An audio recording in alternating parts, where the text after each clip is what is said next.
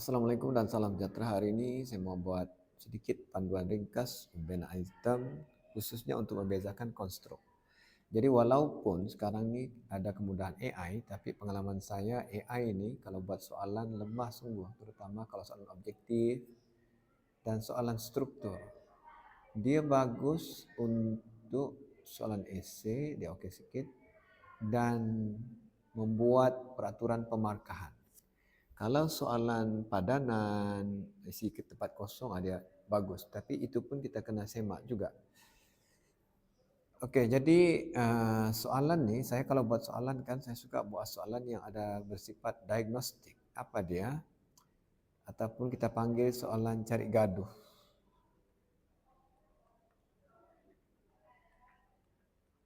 Kenapa? Soalan ini, soalan yang direka untuk menyerlahkan kelemahan pelajar. Kita tahu, dalam apa subjek pun ada bahagian-bahagian tertentu yang budak akan menyerlahkan kelemahan dan bila dia salah tu kita harap dia nampak kesalahannya dan perbaiki untuk masa akan datang. Contoh paling senang inilah. Tapi ini soalan modul bukan soalan exam. Boleh juga kita tanya di exam. Kalau di exam dua je lah. Maknanya sel ni kalau dimasukkan dalam larutan katakan garam berkepekatan 30%, apa jadi? Jadi kita boleh tangkap di sini lukisan. Sebab kita tahu sel tumbuhan tidak akan berubah saiz. Yang berubah ialah keadaan di dalam sitoplasma. Jadi di sini kita boleh tangkap budak. Okey, itu soalan diagnostik. Banyak sebenarnya bab-bab yang diagnostik ni budak sering keliru. Okey, ini dia sepatutnya maintain saiz ni. Cumanya sepatutnya dia berubah arah saja. Ini kulitnya, isinya kecut. Begitulah lebih kurang. Sepatutnya begitu. Okey, aras saya tidak cakap banyak saja. 4 aras saja. Pengetahuan, kepahaman, aplikasi dan di bawah ni analisis. Sebab perbezaan itu jelas betul. Bukan perbezaan. Penilaian jelas baik buruk dan sintesis mereka cipta ni banyak mencadangkan. Dia tidak membuat benda. Okey, ini contoh soalan yang saya buat secara sendiri, bukan soalan SPM. Okey, masalah utama budak kalau dalam pembahagian sel ini dia tidak perasan kenapa lembaga ataupun kita buat soalan itu dengan ada dua jenis kromosom. Iaitu hitam dan putih. Kita beranggapan satu ni katakanlah hitam kromosom bapa, maka ini kromosom ibu. Jantan betina. Tujuannya kita mau perangkap dia di peringkat seterusnya. Tangkap dia punya kelemahan. Sama ada dia hafalkah atau dia faham. Jadi, okey, soalan yang pertama, nyatakan urutan. Urutan ini kan recall. Bila recall, ingat kembali, otomatiklah pengetahuan. Fungsi pun kadang-kadang pengetahuan. Tapi bila dia jelaskan apa yang dia tahu, jelaskan kromosom dalam R dan S. Dia tahu R ini ialah anafasa dan S ini metafasa. Tanpa dia hafal pun, dia boleh jelaskan ni, dia tahu. Kromosom ni tengah berdasarkan gambar tu bergerak ke kutub bertentangan, yang ini kromosom tengah tersusun di sata sel. Jadi kefahaman. Bila dia boleh menjelaskan apa yang dia tahu, maknanya kefahaman lah itu. Okey, soalan ini kita boleh ubah sedikit, kita boleh tanya ini X apa, kan gelendung apa fungsinya menarik kromosom ke kutub bertentangan, ke kutub sel. Okey, berdasarkan raja di atas, satu sel dalam raja salah dilukis kedudukan kromosom. Buat pembetulan dalam ruangan yang disediakan. Jadi ini, okey, kita tahu masalahnya di sini. Okey, masalahnya di sini. Antara dua ni. Kalau ini, dianggap betul, metafasa anggap betul, maka anafasanya salah.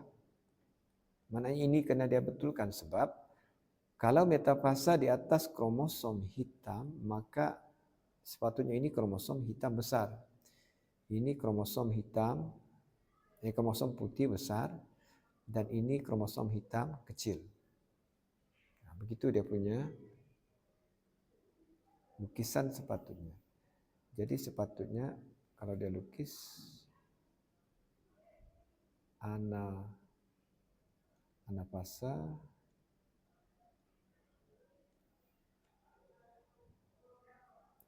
kromosom hitam besar,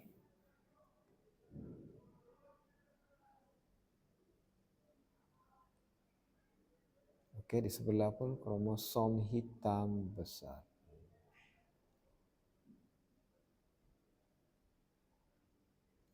Oke, ini kromosom putih besar. Mesti begitu.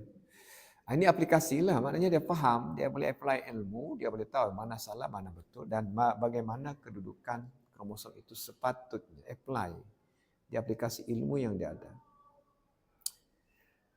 Oke, sebab pengalaman saya ini berkurun, sudah bertahun inilah masalah budak.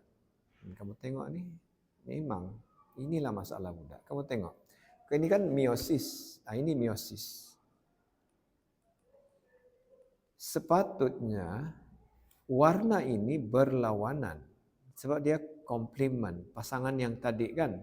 Jadi sepatutnya di sini putih besar. Ini hitam kecil. Lawan kepada warna ini. Budak tidak boleh tangkap tu sebab dia tidak boleh. Dia tahu sahaja, dia tidak faham apalagi mau aplikasi. Okey, lukis kandungan kromosom dalam sel anak yang terbentuk hasil pembahagian mitosis di atas. Jadi ini pun aplikasi. Kenapa? Sebab kita tidak bagi ada dia punya induk, dia tidak boleh hafal. Tapi kalau dia faham bahawa sel anak serupa dengan induk, jadi sepatutnya soalan ini dia boleh jawab dengan mudah. Dia lukislah balik itu induk punya kromosom.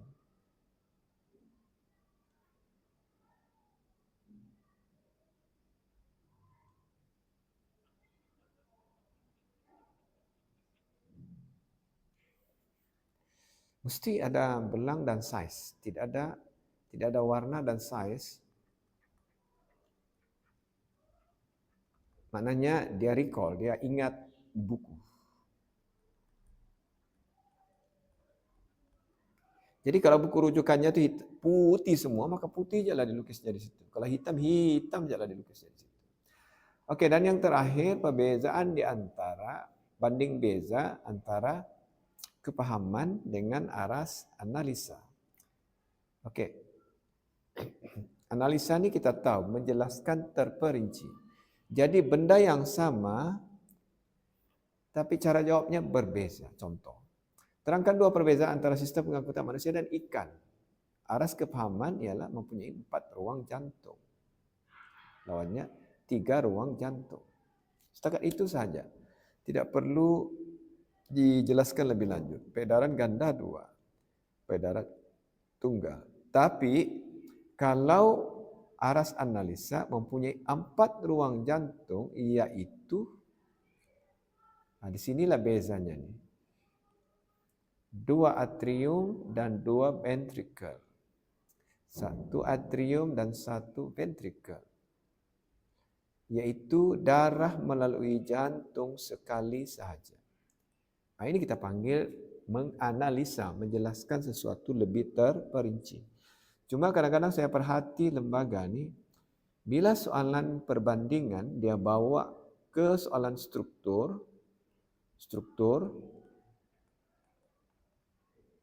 dia declare ini sebagai analisa.